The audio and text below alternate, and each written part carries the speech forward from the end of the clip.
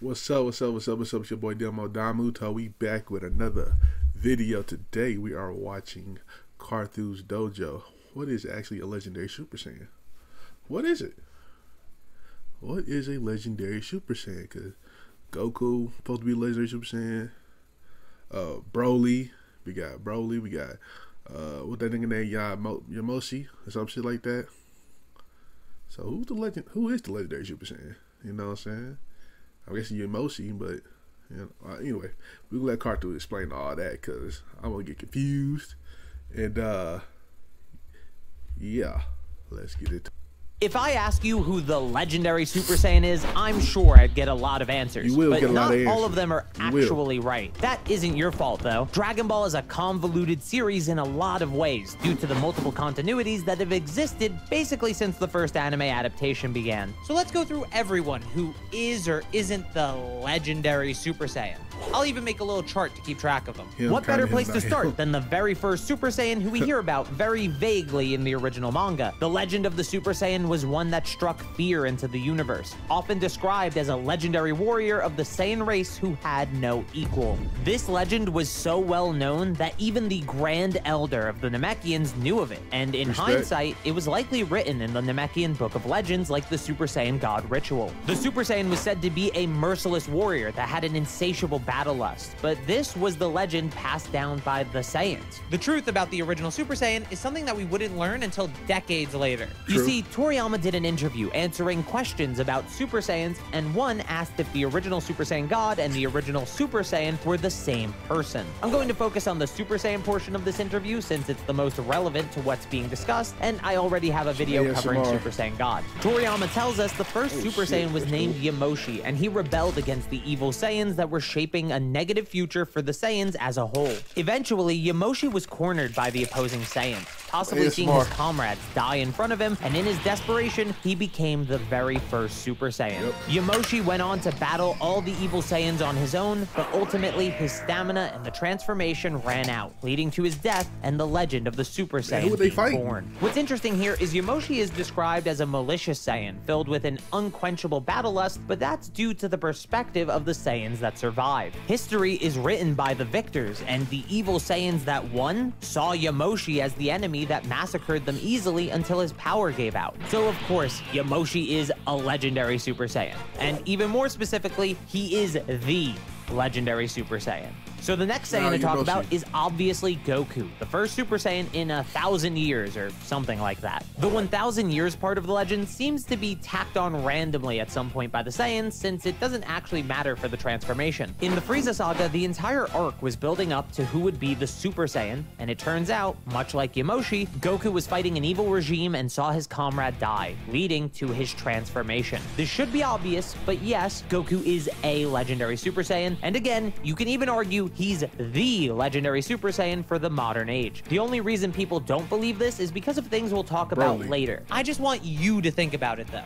Would the Frieza Saga story make any sense if Goku didn't fulfill the legend of the Super Saiyan that was built up throughout the entire arc? Of course, other characters go on to achieve this legendary transformation as well, and that makes sense, since unlike Yamoshi, who died after unlocking the form, Goku was around, so others could see and understand how he pulled it off. People want to believe the legendary Super Saiyan transformation would be some one-of-a-kind thing, but that's actually not necessary. Something the Saiyans used to think of as unobtainable or exclusive in the past turns out to just be something they feared because they didn't understand it. This even happened in the real world. Mythology and legends made things like the weather and natural disasters far more. Hey, now that I think about it, like I just saw Goku in that this outfit right here. Let me see what this outfit, hold on. Yeah. What outfit was that? This outfit right here. Oh, y'all see that right there? The little yard dread outfit. And I be thinking, like, low key, the heart. Nobody talk about it, but the heart virus was just so unnecessary. Like, I get it, but it's like the heart virus was kind of unnecessary. Unless I'm missing something with the heart virus. But more than they actually are. So Vegeta, Gohan, Goten, and Trunks are all legendary Super Saiyans. In the Buu saga, Vegeta's even baffled by Trunks and Goten accessing Super Saiyan so easily because it's the form of a legendary warrior. So while you may also want the form to be some exclusive thing in order for it to be legendary, the story is showing how the change in the Saiyans that survived has led to more Super Saiyans existing because of their views and greater understanding. I think it's safe to put these characters in a tier below legendary Super Saiyan, not quite achieving its legendary status by fulfilling the legend, but also not too far off either since they do have the transformation. In contrast to this, we have the recurring non-canon Dragon Ball Z movie villain, Broly. Broly is, in his non-canon movies, the legendary Super Saiyan. The transformation that Goku, Vegeta, Gohan, and future Trunks use is nothing but a pale imitation of Broly's true legendary form, and I hate this. Toriyama subverts our expectations of who or what the Super Saiyan is by having a vague legend be used to fuel multiple characters like Vegeta or Captain Ginyu's misunderstanding of it, until Goku ultimately fulfills the legend himself and shares a better understanding of what it is now that he's accessed it. That's the point of the famous Son Goku speech. The Dragon Ball Z Broly movies basically say, no, that misconstrued legend was right. Broly actually fulfills the legend, and the conclusion of the story on Namek is worth undermining, just so this guy with big muscles can rampage across the galaxies, I guess. Even worse, you get the Supplemental Daisenshu, a guidebook that had to tie up the loose ends from Dragon Ball's anime continuity at the time, making the Super Saiyan types to try and make sense of what Goku and the others are when compared to Broly. Just to be clear, the Super Saiyan types have never been canon, and still aren't canon, no matter how much the Dragon Ball Wiki tries to shoehorn them in to fit modern material. It's entirely to explain anime, and more specifically movie exclusive content. Anyway, ignoring my opinions on it narratively, in his own continuity, Dragon Ball Z Broly is the legendary Super Saiyan. There's no denying that, but he isn't canon, so it doesn't mean much of anything. Let's just put him in a non-canon legendary Super Saiyan tier. Speaking of things that aren't canon, we have the episode of Bardock, a sequel to the Bardock special that tells the story of what happened after Bardock got engulfed in Frieza's blast. No, of course he didn't die. He got sent to the past, where he protects Planet Plant, the planet that would one day become Planet Vegeta before the Saiyans even arrived on it. In this special episode, Bardock becomes a Super Saiyan and defeats Chilled, an ancestor of Frieza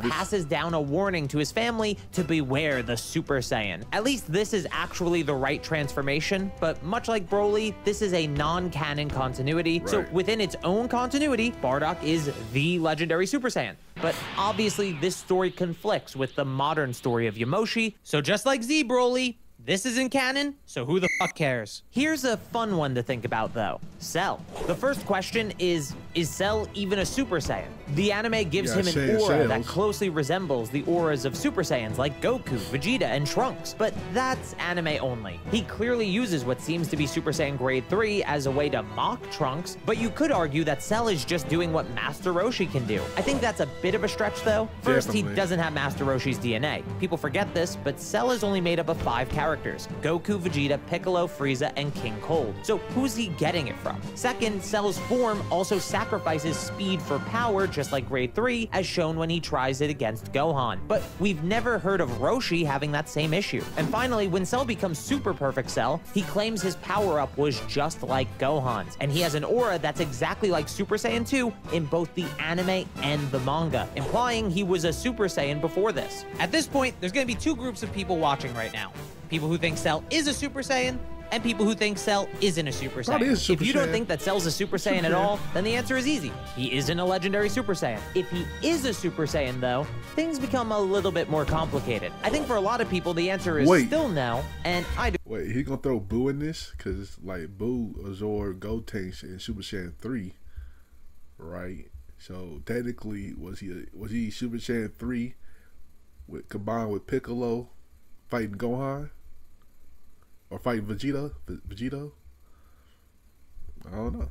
Agree he wouldn't be ranked alongside characters like Goku or Yamoshi, but what about Vegeta, Gohan, Goten, and Trunks? I feel like if Cell is actually a Super Saiyan, he'd be classified alongside these characters. To be fair though, he is very different from them, so I'll put him a bit below them on this chart. I also very briefly want to touch on the original Super Saiyan God. This is the unnamed Saiyan that was mentioned in Dragon Ball Z Battle of Gods. Due to Toriyama and Dragon Ball Super retconning the existence of an original Super Saiyan God in canon, this character should be treated the way we treat Dragon Ball Z Broly, an episode of Bardock Bardock, a non-canon, legend-fulfilling character. I think the answer here is pretty cut and dry though. There's nothing connecting him to the legendary Super Saiyan, so we shouldn't either. He's just the non-canon original Super Saiyan God. I also think it's worth mentioning the Universe 6 Saiyans. While technically Kaba and Caulifla can both transform into Super Saiyans, it's important to note the Universe 6 Saiyans just don't have a Super Saiyan legend, so does this even count? You can let me know what you think in the comments before I give my opinion on them, so but I assume you're more interested in Kale, who's unique for quite a few reasons. The first is her similarities to Dragon Ball Z Broly, and that makes sense since she was designed by Toei specifically to be like Broly due to his popularity. But notably, she isn't called